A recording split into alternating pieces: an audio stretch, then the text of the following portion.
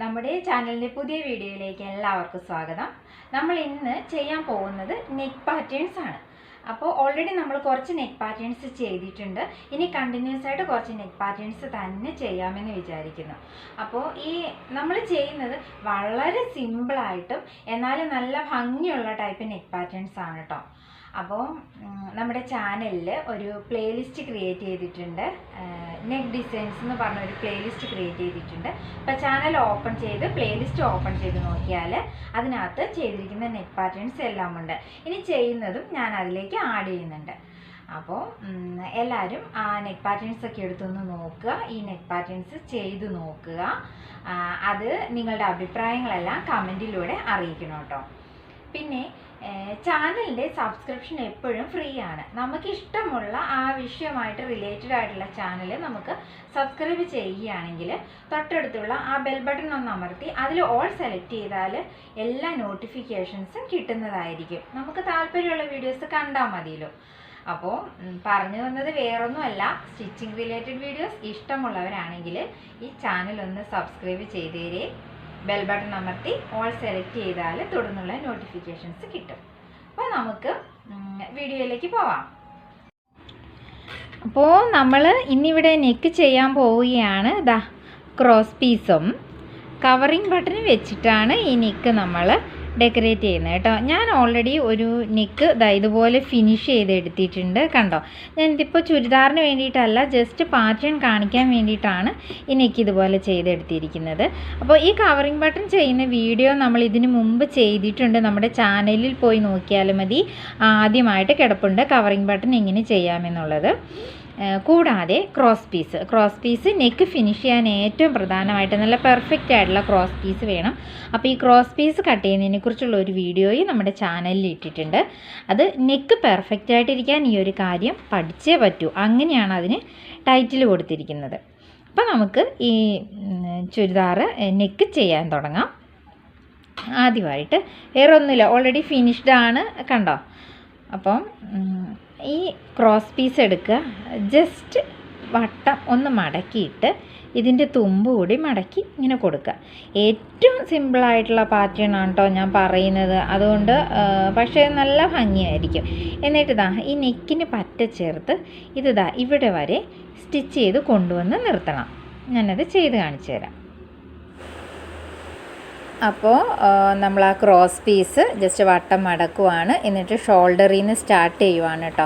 ആ കഴുത്തിന് പറ്റേ വേണം, ഒട്ടും ഉള്ളിലേക്ക് തള്ളി പോകരുത്. നമ്മളത് ചെയ്ത് വരുമ്പോൾ പുറത്തേക്ക്, ഉള്ളിലേക്കല്ല പുറത്തേക്ക് കറക്റ്റായിട്ട് ആ ഷേപ്പിന് പോകണം. ഇതുപോലെ ആ നെക്കിൻ്റെ ചുറ്റുമൊന്ന് ചെയ്യുക. അതിൻ്റെ സെൻറ്റർ ഭാഗത്ത് വരുമ്പോൾ നിർത്തി വെച്ച് അത് ഉള്ളിലേക്ക് മടക്കി ഫിനിഷ് ചെയ്ത് ചെയ്യണം. നമ്മളവിടെ ഷോ ബട്ടൺ വയ്ക്കുന്നുണ്ട്, എന്നാലും അത് ഫിനിഷ് ചെയ്ത് എന്നാലാണല്ലോ നമ്മുടെ വർക്കിന് എപ്പോഴും ഒരു ഫിനിഷിങ് വേണം.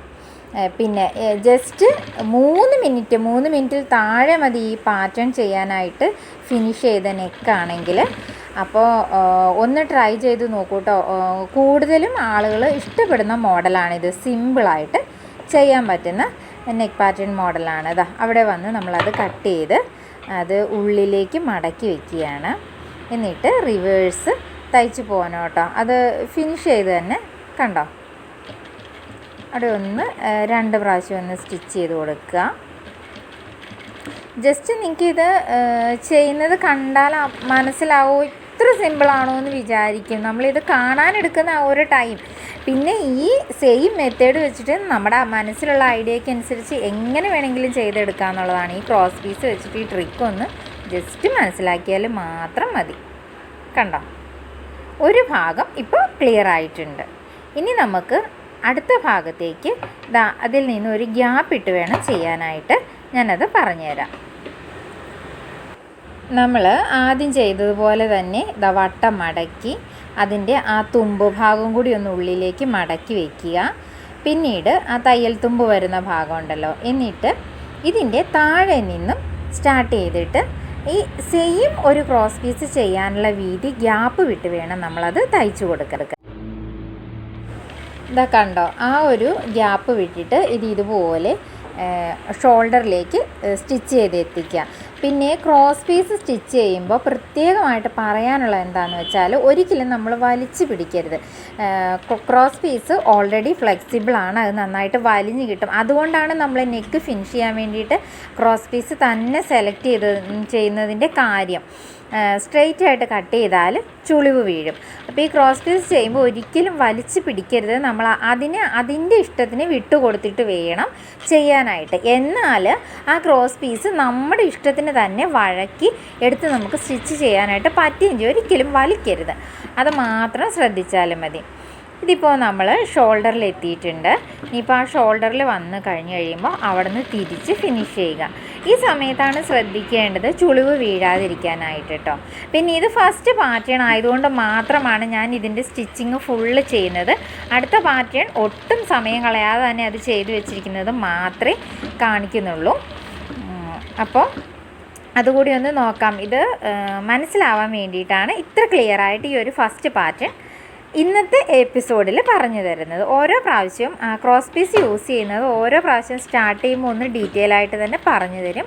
പുതിയ വീഡിയോ ആണ് കാണുന്നതെങ്കിൽ അവർക്ക് കൂടിയിട്ട് മനസ്സിലാവണമല്ലോ, പുതിയതായിട്ട് ആളുകൾ കാണുമ്പോൾ മനസ്സിലാകണമല്ലോ, അതിന് വേണ്ടിയിട്ട്.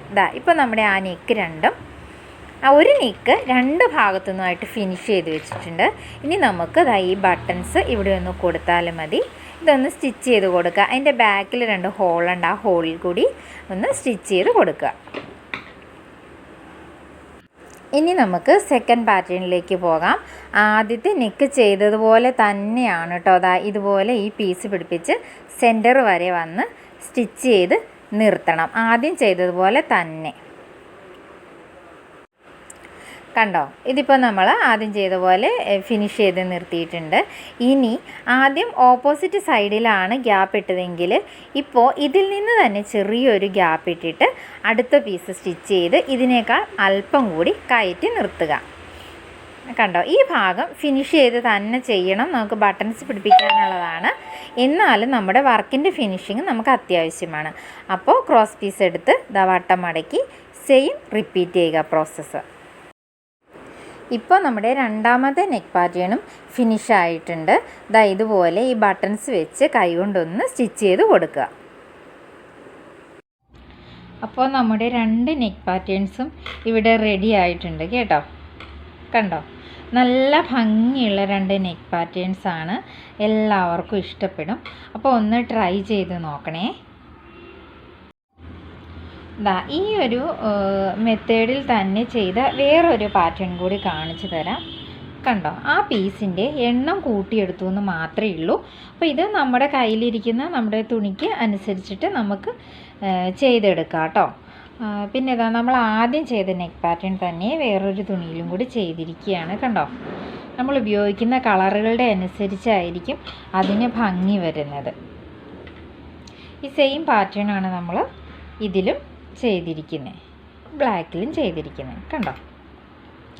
അപ്പോൾ ഈ ഡിസൈൻ ഇഷ്ടമായെങ്കിൽ സബ്സ്ക്രിപ്ഷൻ്റെ കാര്യം മറക്കണ്ട.